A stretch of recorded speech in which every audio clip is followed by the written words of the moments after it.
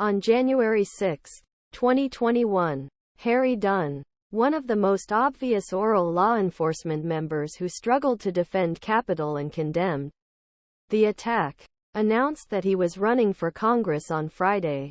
Dunn, who resigned as a Capitol police officer last month, said that he was working as a Democrat to represent the 3rd Congress zone of Maryland, including several Maryland districts outside Baltimore.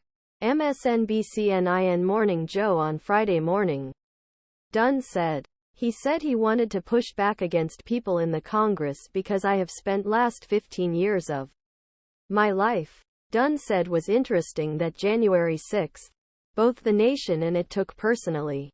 For people of Maryland, for the people of United States, it is a better way continue to fight and continue defend democracy because I think it has been exposed on January 6, how weak and fragile. Dunn said. Dunn, who witnessed an unforgettable witness before the 6th of January Parliamentary Committee, remembered the horror of day in a special interview with ABC News Chief Justice reporter Pierre.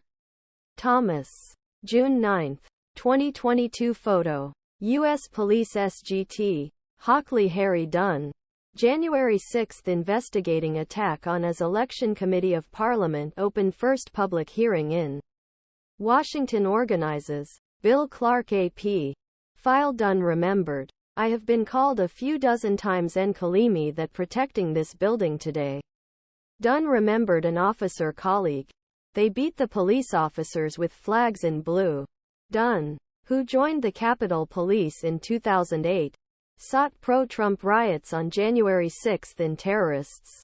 "They tried to disrupt the democracy of this country. This is their goal. And what do you know? You all failed because they continued later on that night and approved the election," said. June 9, 2022 file photo. U.S. Police Sgt.Harry Dunn.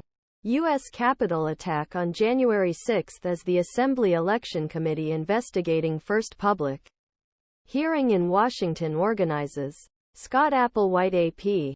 File. Dunn said that he suffered from the events of January 6 and that the uprising was never far from his mind. Dunn told Thomas that former President Donald Trump should be held responsible for January 6. "I believe that the day should be held responsible for the actions or inactivity of that day," he said. Dunn wrote a book published last year on his experiences on January 6 and the calculation struggle.